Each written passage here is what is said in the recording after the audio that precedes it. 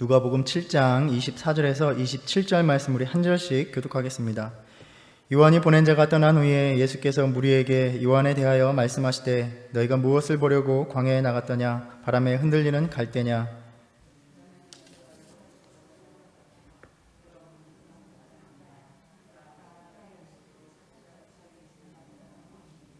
그러면 너희가 무엇을 보려고 나갔더냐? 선지자냐? 옳다. 내가 너희에게 이르노니 선지자보다도 훌륭한 자니라. 그가 내 앞에서 내 길을 준비하리라 한 것이 이 사람에 대한 말씀이라. 아멘. 지난주 우리가 요나에 대해서 나누면서 우리 안에 있는 불순종의 이유가 무엇인지에 대해서 함께 살펴보았습니다. 요나는 하나님의 부르심을 받았으나 이스라엘의 민족의 철천지 원수요 악의 대명사인 니느웨에 가기를 거부했습니다. 니느웨 백성을 두려워했기 때문이 아니라 자신이 그렇게 혐오하는 니느웨 백성에게 회개와 구원의 기회를 주고 싶지 않았기 때문입니다. 아이러니하지만 때로는 우리는 성경 인물들의 그 불신앙의 모습에 공감이 갈 때가 많다는 것입니다. 모세나 기드온과 같이 또 상황 때문에 자신의 부족함 때문에 하나님께 순종하기를 주저하는 모습이 때로는 우리에게 더 다가옵니다. 요나도 마찬가지입니다. 어쩌면 우리가 요나와 같은 입장이었다면 요나처럼 행동했을지도 모를 것이라 생각해 봅니다. 우리 역시도 요나처럼 불순종할 때는 수단과 방법을 가리지 않고 정말 최선을 다해서 불순종하기도 합니다. 요나의 불순종의 이유는 무엇이었습니까? 그 안에 해결되지 않았던 증오와 미움이었습니다. 우리 안에 여전히 미움과 증오가 자리 잡고 있을 때에 하나님께서 그들을 위해서 일하실 때에 우리는 그 하나님의 자비하심, 은혜로우심이 마음에 들지 않습니다. 내가 미워하는 이들을 위해서 일하시는 하나님과 함께 하기를 꺼려합니다. 요나는 그렇게 3일 길을 걸어가야 하는 그 큰 성읍에서 오직 하룻길만 다니며 메시지를 전했고 그 메시지 또한 역시 차갑기 그지없었습니다. 그렇게 순종의 흉내만 낼 뿐이었습니다. 하나님의 은혜로우심의 역사 속에서 분내고 성내는 모습으로 남아 있었습니다. 그런데 우리가 때로 이것이 하나님 앞에서 우리가 스스로 발견하는 우리의 모습임을 부인할 수가 없다는 것입니다. 우리는 또 왜 하나님은 요나의 순종을 그토록 원하셨을까라는 점을 나누어 보았습니다. 하나님은 당신이 선택하신 자들, 당신이 사랑하시는 자들의 순종을 더 기뻐하신다라는 것입니다. 우리에게 하나님이 순종을 원하시는 것은 우리를 사랑하시기 때문임을 우리가 나누었습니다. 우리에게 하나님께서 원하시는 것이 바로 그 사랑 때문임을 다시 한번 새기는 저와 여러분 되기를 바랍니다. 요나를 통해서 니느웨에 보여주셨던 그 사랑, 아니 어쩌면 그것과는 비교할 수 없는 사랑을 예수님을 통해서 우리에게 주셨습니다. 그 사랑을 다른 이가 아닌 바로 우리를 통해서 더 나타내기를 원하시는 것입니다. 지금도 생각만 하면 생각하기 싫은 사람들이 있으실 것입니다. 수년 동안 아니면 수십 년 동안 풀어지지 않는 관계도 있으실 것입니다. 쉽게 해결되지 않고 평생 숙제처럼 그렇게 안고 사는 관계가 있을 것입니다. 그렇지만 나의 순종을 가로막고 있는 하나님의 은혜를 기뻐하지 않는 그 미움과 증오의 문제가 성령의 도우심으로 해결되시기를 진심으로 축복합니다.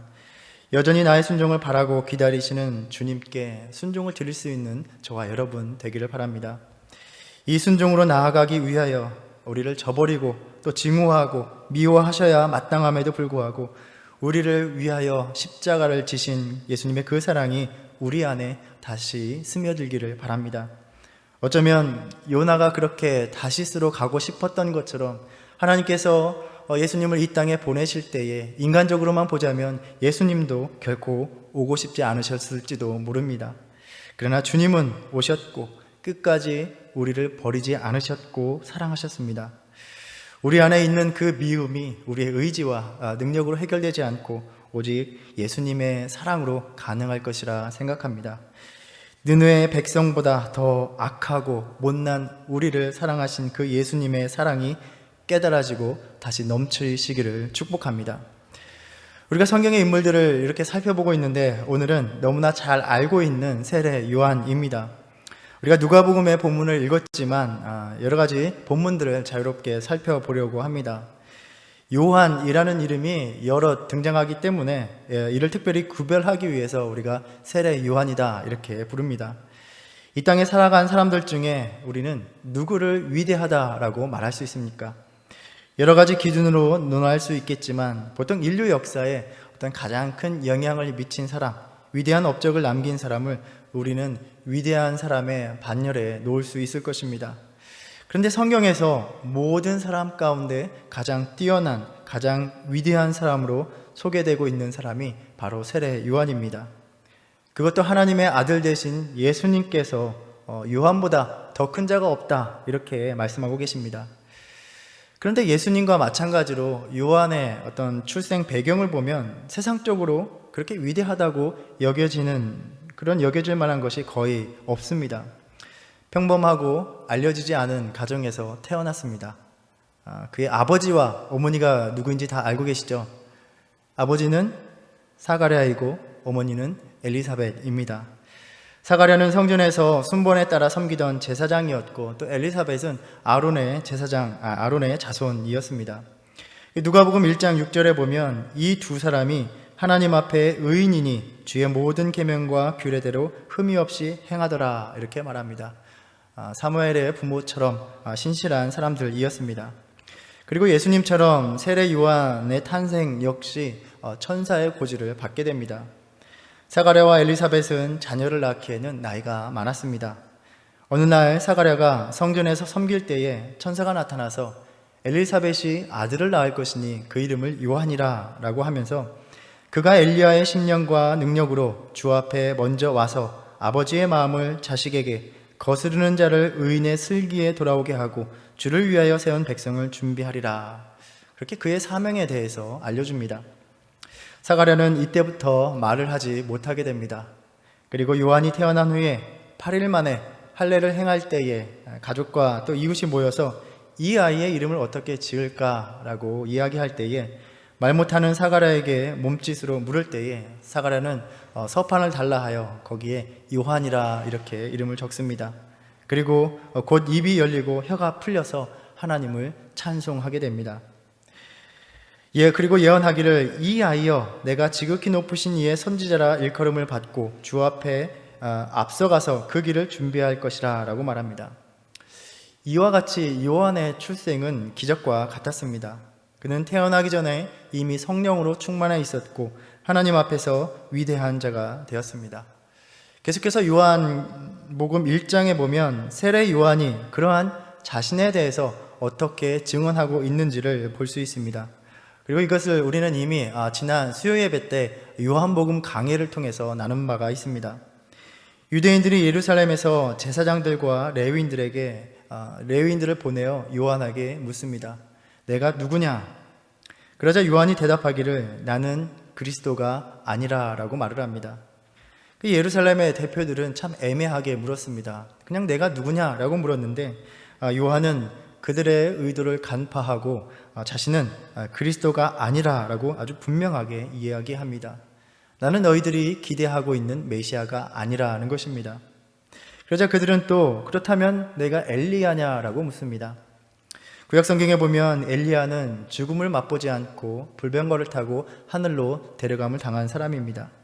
그래서 유대인들에게 후에 엘리야가 하나님의 사자로 다시 올 것이다, 내려올 것이다 라는 기대를 갖고 있었습니다. 그리고 이러한 기대가 말라기 4장의 예언에서 볼 수 있습니다. 5절 이하에 보면 보라 여호와의 크고 두려운 날이 이르기 전에 내가 선지자 엘리야를 너희에게 보내리니 그가 아버지의 마음을 자녀에게로 돌이키게 하고 자녀들의 마음을 그들의 아버지에게로 돌이키게 하리라 라고 말씀합니다. 마지막 때에 하나님의 백성의 마음을 돌이켜 구원을 얻게 하는 일이 엘리야의 사역에 달려있다라는 것입니다. 그런 엘리야냐라고 물었을 때 세례 요한은 나는 엘리야가 아니다 라고 말을 합니다. 그러자 다시 예루살렘의 지도자들은 그러면 내가 그 선지자냐라고 묻습니다. 정관사가 붙은 그 선지자입니다. 본문에서는 구체적으로 언급하고 있지 않지만 유대인들은 또 세례 요한은 이미 다 같이 알고 있는 바로 그 선지자입니다. 신명기 18장 15절에 보면 내 하나님 여호와께서 너희 가운데 내 형제 중에서 너를 위하여 나와 같은 선지자 하나를 일으키시리니 너희는 그의 말을 들을지니라 라고 말씀하고 있습니다. 그래서 그 선지자는 바로 하나님께서 종말에 일으키실 모세와 같은 선지자를 가리키는 것이다 라고 보통 생각을 합니다. 그리고 우리는 성경의 전체적인 문맥을 보았을 때 바로 예수님이 그 선지자임을 우리는 알게 됩니다. 따라서 요한은 다시 아니다, 나는 그 선지자가 아니다 라고 답을 하게 됩니다. 계속되는 세례 요한의 그 부정적인 대답에 그러면 너는 내게 대하여 무엇이라 하느냐 라고 묻습니다. 그러자 요한이 선지자 이사야의 말과 같이 주의 길을 곧게 하라고 광야에서 외치는 자의 소리로라 라고 말하면서 자신을 소리라고 소개합니다. 이것은 이사야 40장 30절을 인용하는 말씀입니다. 외치는 자의 소리여 이르되 너희는 광야에서 여호와의 길을 예비하라 사막에서 우리의 하나님의 대로를 평탄케 하라. 그 말씀을 인용하는 구절입니다. 이것은 포로 생활을 하던 이스라엘 백성들을 하나님께서 회복시켜 주셨기 때문에 바벨론 땅에서 고향으로 돌아오는 그 길을 예비하라는 예언의 말씀입니다. 그 광야의 거칠고 험한 길을 내 백성 이스라엘이 잘 돌아올 수 있도록 닦으라라는 말씀입니다. 그런데 세례 요한은 자신은 그 길이 아니라 바로 그 길을 닦는 소리일 뿐이다 라고 말을 합니다. 바리새인들이 묻기를 내가 만일 그리스도도 아니요 엘리야도 아니요 그 선지자도 아니면 어찌하여 세례를 베푸느냐 라고 묻습니다. 세례 요한에게 수많은 사람들이 나와서 세례를 받고 호응을 하니 자신들의 종교적인 권위를 위협하고 있는 것으로 여겨졌던 것입니다. 그러자 요한은 나는 물로 세례를 베풀거니와 너희 가운데 너희가 알지 못하는 한 사람이 섰으니 곧 내 뒤에 오시는 그이라 나는 그의 신발끈을 풀기도 감당하지 못하겠노라 라고 말을 합니다. 그렇게 요한은 예수님을 자기보다 앞서 오시는 분이자 뛰어난 분으로 소개하고 있습니다. 요한은 자신의 사역과 선포를 하면서 그 사역을 감당하면서 사람들로부터 자신이 메시아인 것처럼 기대를 받는 것을 잘 알고 있었습니다. 그런데 요한은 분명하게 자신이 궁극적인 구원자로서의 그리스도가 아니라 그 길을 예비하는 선구자일 뿐이다 라고 말을 하는 것입니다. 우리가 요한복음 강해 때 나누었던 것처럼 요한은 자신의 사명과 역할이 무엇인지를 분명히 인식하고 있었습니다.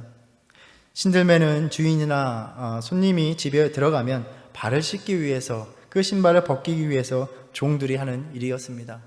요한은 자신은 예수님께 복종하는 종일 뿐이다 라고 말하고 있는 것입니다. 우리의 주제인 순종과 연결시켜 볼 때에 세례 요한은 어떻게 해서 자신을 예수님에게 복종하는 자로 말하고 있는가를 볼 수 있습니다. 세례 요한은 자신이 누가 아닌지를 알았다는 것입니다. 내가 누구인지를 아는 것은 곧 내가 누가 아닌지를 아는 것과 연결이 됩니다.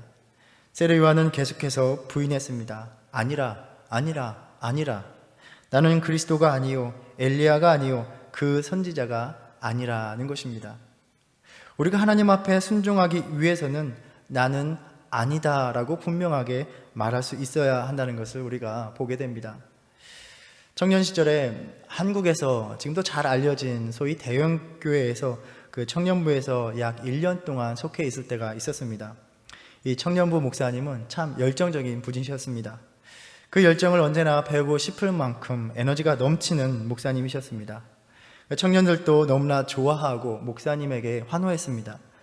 청년부 예배가 끝나면 그 수천 명이 모인 자리에서 청년들과 일일이 다 인사할 수 없기 때문에 예를 들면 이렇게 마련된 통로로 지나가면서 목사님이 이렇게 하이파이브 하듯이 쭉 지나갑니다. 그러면 청년들은, 특히 자매들은 목사님의 손을 한 번이라도 맞대고 싶어서 갑자기 통로 밖쪽으로 우르르 몰려 나옵니다.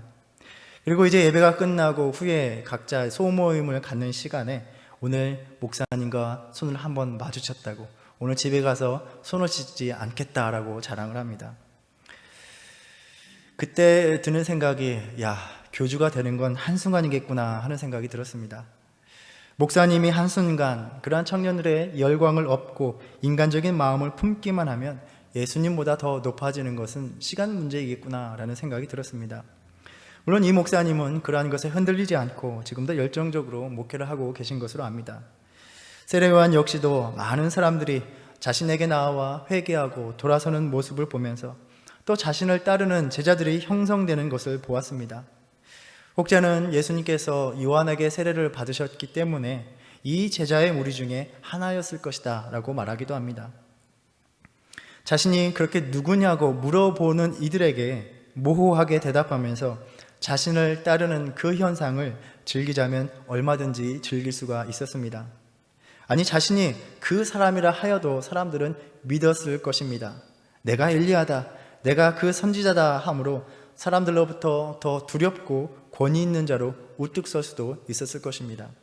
그러나 요한은 분명히 자신은 아니다 라고 말을 함으로써 늘 자신을 예수님을 섬기는 위치에 놓았습니다. 자신이 아닌 것을 아는 일, 이것이 예수님께 순종하는 자가 늘 품어야 할 마음임을 요한이 오늘 가르쳐 줍니다. 오늘날 많은 교회의 신앙인들, 또 특히 목회자들이 아니다라는 말을 분명하게 하지 못함으로써 유혹에 넘어지는 것을 우리는 수없이 봅니다. 교회의 주인이 예수님이 아니고 자신인 것처럼, 자신의 소유인 것처럼 행하는 것입니다. 또 많은 신앙인들, 교인들도 마찬가지입니다. 교회에서 행하고 있는 많은 사역들 속에서 자신이 주인인 것처럼, 이 일은 자신의 허락이 이루어져야만 행할 수 있는 것처럼 할 때가 많이 있다는 것입니다. 그리고 이러한 모습 속에서 예수님도 꺾지 못할 고집스러운 모습으로 변해가는 것입니다. 순종이란 하나님께서 맡기신 사역에서 언제나 하나님 앞서지 않도록, 또 주님보다 높아지지 않도록 언제나 나는 아니다 라는 것을 분명히 하면서 자신을 예수님을 섬기는 자로 놓는 일입니다. 하나님 앞에서 사명을 맡은 자의 위치를 늘 확인하고 스스로를 그렇게 증언하는 것입니다. 언제나 하나님의 종이요, 하나님을 섬기는 자로, 주님을 예배하는 자로 자신을 낮추는 겸손함의 순종이 저와 여러분에게 늘 있기를 바랍니다. 이러한 요한의 자기 사명과 역할에 대한 인식은 이렇게 스스로에 대한 증언뿐만이 아니라 이어지는 예수의 본질에 대한 세례 요한의 직접적인 증언에서도 드러나고 있습니다. 그 일 후에 세례 요한은 예수께서 자기에게 나오시는 것을 보고 보라, 세상 죄를 지고 가는 하나님의 어린 양이로다 라고 말을 합니다. 우리가 성경에서 잘 알듯이 이스라엘 백성들에게 있어서 양은 하나님께 희생 제사를 드리는 제물이었습니다. 그리고 요한복음서 전체는 예수님을 유월절의 희생양으로 그리는 것을 우리는 보게 됩니다. 출애굽 사건 때에 유월절의 어린 양의 피가 하나님께서 내리신 그 죽음의 재앙을 피하게 하였습니다. 1장 26절에서 예루살렘의 지도자들이 왜 내가 세례를 베푸느냐라고 물었을 때에 나는 물로 세례를 베풀거니와 너희 가운데 너희가 알지 못하는 한 사람이 섰다라고 이렇게 말을 합니다. 너희 가운데에 너희가 알지 못하는 한 사람, 즉 너희 가운데 이미 오셨지만 너희의 믿음의 눈으로 볼 수 없는 사람이 계시다라는 것입니다. 그리고 예수님께서 자기에게 다가올 때에 바로 그분이다라고 가리키며 말하는 것입니다. 31절에 나도 그를 알지 못하였으나 내가 와서 물로 세례를 베푸는 것은 그를 이스라엘에 나타내려 함이라 라고 말합니다. 자신이 베푸는 세례로는 세상의 죄를 제거할 수 없고 오직 하나님의 어린 양을 힘입을 때에만 가능하다는 것입니다. 그래서 자신의 세례를 통해 그분을 나타내고 증언하려 하는 것입니다. 자신의 사명과 역할이 예수님을 증언하는 일이라는 것을 분명히 깨달은 것입니다. 자신이 아니라 예수님을 증언하는 삶을 사는 것, 이것이 바로 순종하는 자의 삶이 됩니다. 이렇게 세례 요한은 어떻게 순종의 삶을 걸어가는 것입니까? 자신의 사명의 본분의 위치를 깨닫고 언제나 내가 주님 위치에 서 있는 것이 아니라 자신의 삶으로 주님을 가리키는 것, 증언함으로 순종의 길을 걸어갔습니다. 그리고 똑같은 믿음의 태도와 삶이 순종하기를 원하는 우리에게도 요구되는 것입니다. 하나님께서 우리를 이 땅에 보내신 이유는 우리 믿음의 삶을 통하여 그리스도가 세상에 나타나게 하시기 위함입니다. 우리의 삶을 통하여 그리스도를 가리키게 하시기 위함입니다. 지금까지 나의 삶을 통하여 얼마나 그리스도가 나타나고 보여졌는가를 돌아볼 때에 참으로 부끄럽기만 합니다. 주님의 사역을 감당한다 하면서도 스스로에 대한 인정과 칭찬이 동기가 되고 목적이 될 때가 많았음을 또 돌아봅니다. 또 사람들이 나를 인정하려 할 때에 나는 아닙니다라고 더 강하게 부정해야 했음을 돌아보게 됩니다. 세례 요한은 자신의 삶을 통해서 늘 하나님의 종으로 살아가는 것과 오직 하나님을 나타내는 삶을 살아가는 것이 순종의 삶이라는 것을 오늘 우리에게 가르쳐주고 있습니다. 그런데 이와 같이 세례 요한은 자신이 누구인가, 또 자신의 사명과 역할이 무엇인가, 예수님이 누구이신가를 분명하게 알고 있는 듯한데 좀 의아한 사건이 일어납니다. 오늘 본문과 같이 또 병행되는 마태복음 11장에 나오는 이야기입니다. 물론 요한복음과 공관복음은 신학적인 강조점이 다르기 때문에 함께 보기보다는 각자의 맥락 속에서 보는 것이 더 나을 때가 많습니다. 어쨌든 요한은 헤롯 왕이 동생의 아내를 취한 것이 옳지 못하다 아주 통렬히 비판한 일로 인하여 옥에 갇히게 됩니다. 옥에 갇혀 있는 상태에서 제자들을 통해서 예수님께서 행하시는 일들, 또 그의 말씀에 대해서, 그 사역에 대해서 전해 들었을 것입니다. 그런데 예수님에 대해서 들으면 들을수록 자신이 기대하던 사람과는, 그 사람의 삶과는 다르게 느껴지고 다가오는 것입니다. 세례 요한 역시도 예수님에 대해서 의문을 가질 수밖에 없었던 것으로 보입니다. 그래서 제자들을 통해서 묻고 있는 것입니다. 우리가 공관복음서의 세례 요한의 선포를 보면 그는 오실 그분을 무서운 심판자로 이해하고 선포하였습니다. 누가복음 1장 17절에서 자신의 뒤에 오시는 이가 손에 키를 들고 자기의 타작마당을 정하게 하사 알곡은 모아 곡간에 들이고 쭉정이는 꺼지지 않는 불에 태우시리라 라고 선포했습니다. 그렇게 뒤에 오시는 분은 너희를 심판하실 분이다 라고 선포했는데 예수님께서 행하시는 사역은 죄인들과 함께하며 심판이 아니라 자비와 사랑으로 행하시는 것입니다. 죄인들의 멸망이 아니라 죄인들의 회복과 구원을 선포하고 계십니다. 지금처럼 자신을 옥에 가두고 있는 자들을 심판하시고 자신을 옥에서 풀어나게 자유케 해야 되는데 그러한 일이 일어나지를 않고 있습니다. 그리하여 제자들을 보내서 묻는 것입니다. 오실 그이가 당신 이오니이까 우리가 다른 일을 기다리오리까. 근데 예수님께서는 분명하게 대답하지 않으시고 제자들에게 너희가 가서 듣고 보는 것을 요한에게 말하라 라고 하십니다. 맹인이 보며 못 걷는 사람이 걸으며 나병 환자가 깨끗함을 받으며 귀먹은 사람이 들으며 죽은 자가 살아나며 가난한 자에게 복음이 전파된다 하라. 이사야서에 담긴 그 예언에 담긴 말씀입니다. 이 일들은 메시아 시대에 일어날 것으로 기대되는 일들이었습니다. 요한의 제자들이 가서 증언해야 하는 일들은 이사야 선지자의 예언이 예수 그리스도가 행하시는 일들을 통하여 성취되고 있으며 이것을 본 이들이 스스로 판단하여 예수의 증인이 되어야 한다라는 말씀입니다.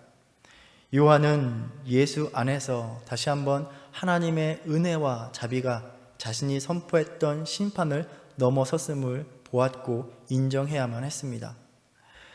단순히 메시아의 시대를 소망하는 것이 아니라 예수님으로 인하여 메시아의 시대가 시작되고 지금 일어나고 있음을 꺼리낌 없이 믿어야 한다라는 말씀입니다.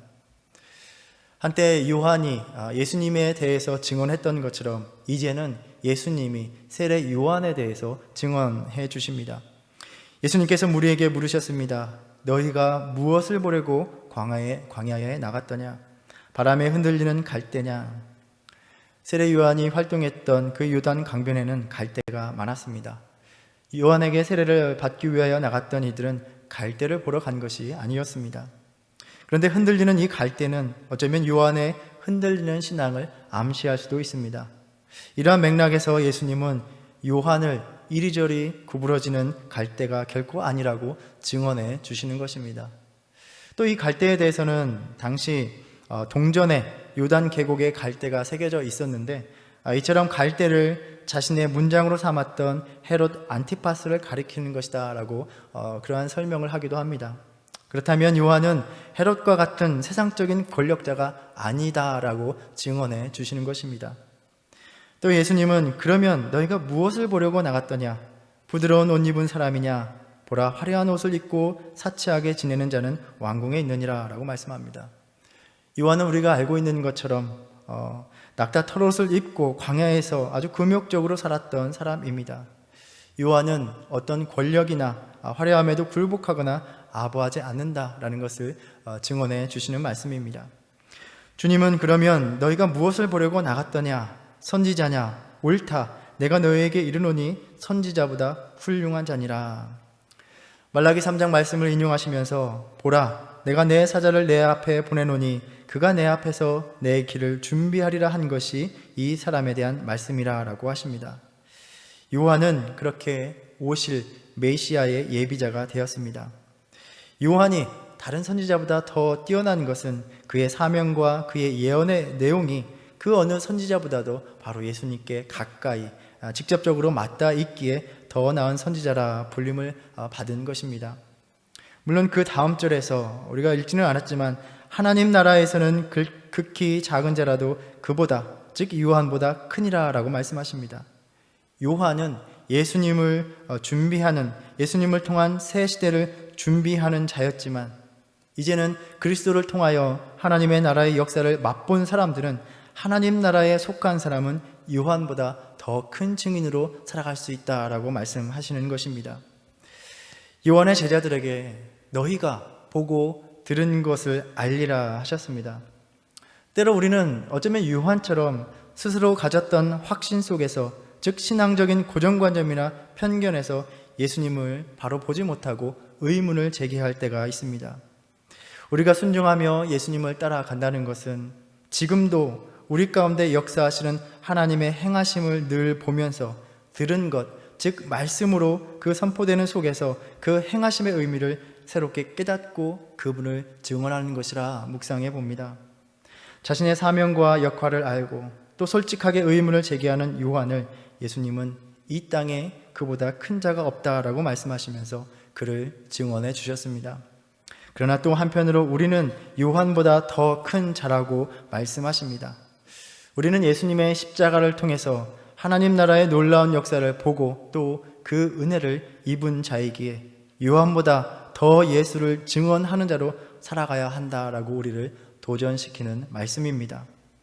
우리가 이 요한의 삶, 또 요한의 순종의 모습을 돌아보면서 요한처럼 우리도 우리의 사명과 본분을 생각하면서 때로는 단호하게 나는 그가 아니다 라고 말함으로써 늘 주님의 종된 자로, 또 주님을 섬기는 자로 이렇게 순종하는 삶으로 살아가는 저와 여러분 되기를 간절히 바랍니다. 기도하겠습니다. 주님, 예수님 앞에 순종하는 자, 복종하는 자로 살아가기 위하여 자신이 누구인지, 자신의 사명이 무엇인지를 잊지 않았던 요한의 삶을 돌아보았습니다. 요한과 같이 언제나 주님을 섬기는 자로 살아야 할 우리의 본분을 잊지 않게 하사 늘 순종하는 삶이 되게 하여 주시옵소서. 그리하여 우리의 섬김과 삶으로 오늘 또 이 땅을 구원하시는 그리스도를 드러내고 증언하는 삶이 되게 하여 주시옵소서. 예수님의 이름으로 기도드립니다. 아멘.